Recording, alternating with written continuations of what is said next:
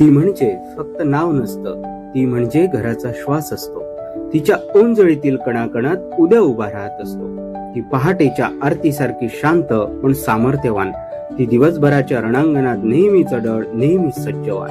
तिचं प्रेम गोंधळातही स्थिर, तिचा त्याग न सांगता दिलेला, तिचे कष्ट पावसात भिजलेले, तिचा आत्मसन्मान सूर्या इतका तेजलेला. जिजाऊंच्या संस्कारातून घडला शिवबांचा स्वराज्य स्वप्न. सावित्रीबाईंच्या अक्षरातून उघडलं शिक्षणाचं नवदालन. अहिल्याबाईच्या न्यायातून राजकारणालाही मिळाला मानवी स्पर्श.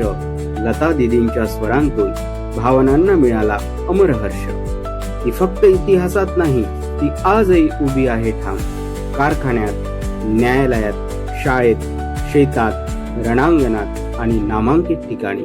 तिची जिद्द म्हणजे शांत ज्वाला, तिची मेहनत म्हणजे अखंड धाव.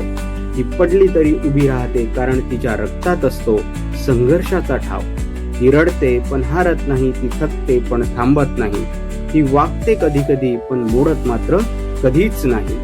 आज महिला दिन आहे म्हणतो आपण, पण खरं सांगू का, तिच्याशिवाय प्रत्येक दिवस अपूर्णच असतो. ती आहे म्हणून आपण आहोत, ती आहे म्हणून घर आहे, ती आहे म्हणून समाज आहे, ती आहे म्हणून भविष्य आहे. आज तिच्या पायांवर शब्द ठेवूया, आदराचा नम्र प्रणाम करूया.